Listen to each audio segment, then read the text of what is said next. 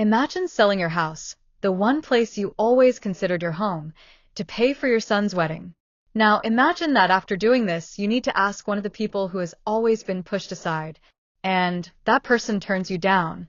What would you do if you were that mother? And what would you do if you were the daughter? Would you be right to protect what you've earned, or would it be selfish to not open your doors to the one person who should have been there for you? In the end, the real question is, what matters more, love or sacrifice? Stay with me until the end to see how this story unfolds.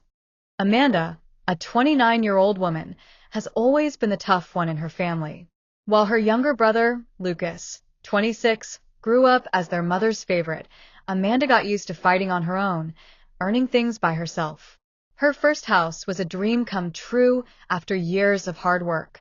It was small, but it was hers. Her relationship with her mother, Karen, was never simple. Despite being mother and daughter, there was an emotional distance between them that seemed impossible to bridge.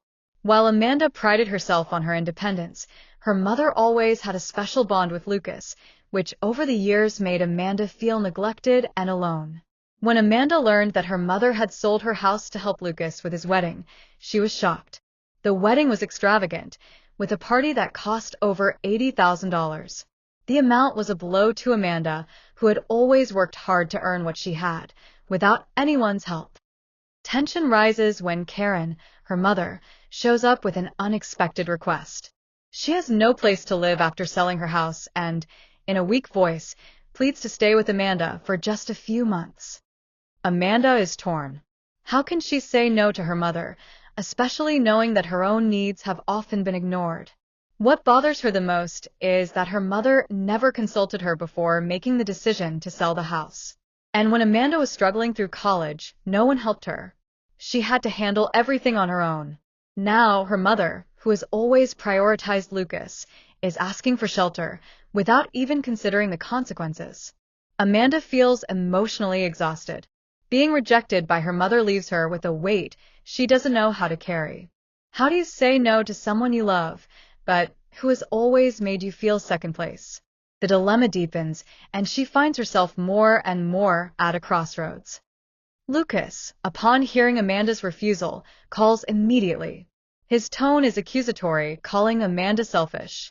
He doesn't understand why she can't just help.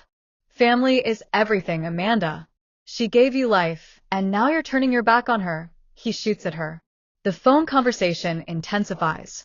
Lucas tries to manipulate Amanda's emotions, saying that family helps family, and that she should be grateful her mother wants to stay with her. For him, this is the least Amanda could do. Amanda feels more and more pressured.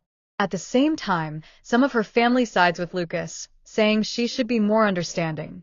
The emotional pressure is overwhelming, and Amanda starts to question whether she's truly being cruel or if she's just trying to maintain her own sanity.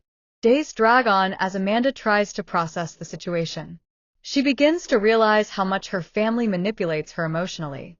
Even though she loves her mother, and even though she wants to do the right thing, Amanda feels overwhelmed. The house she worked so hard to buy now feels like a prison.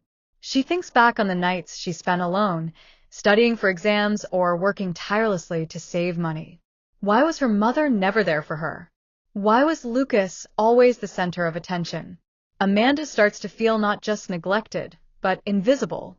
One quiet night, Amanda begins to reflect on her life and her relationship with her family. She realizes that, no matter how hard she tries to please everyone, it will never be enough. Frustration takes over her mind, and she wonders, why am I always the one who has to sacrifice my needs for others? Amanda's dilemma reaches its peak. She can't live like this anymore, fearing that every decision she makes will push her further from her own happiness. The thought of being the villain in the story consumes her. She imagines what her mother and brother will think, but deep down, Amanda knows she has to put herself first. Amanda decides she can't keep feeling guilty. She has her own life, her own achievements, and she needs to preserve them.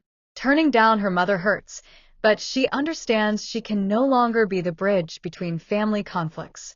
She won't be the only one to pay for everyone's actions. She talks to her mother, calmly explaining her decision. Karen, hurt, doesn't understand, but Amanda stays firm. The silence between them is heavy, and her mother's final words are bitter. So, you choose your house over your family, she says. Amanda feels the pain of the decision, but also a quiet relief. Amanda's story isn't just about where someone will live. It's about the choices we make in the name of our own happiness and peace. When family pressure becomes unbearable, you're forced to choose between pleasing others or protecting yourself. Amanda moves forward with her life, feeling stronger for having made a tough decision. She knows that, in the end, it doesn't matter what others think. What truly matters is how she feels about herself. She now understands that while family is important, sometimes the best way to love someone is by respecting your own boundaries. The cost of the decision may be high, but the freedom it brings is worth it. Have you ever been in a situation like this?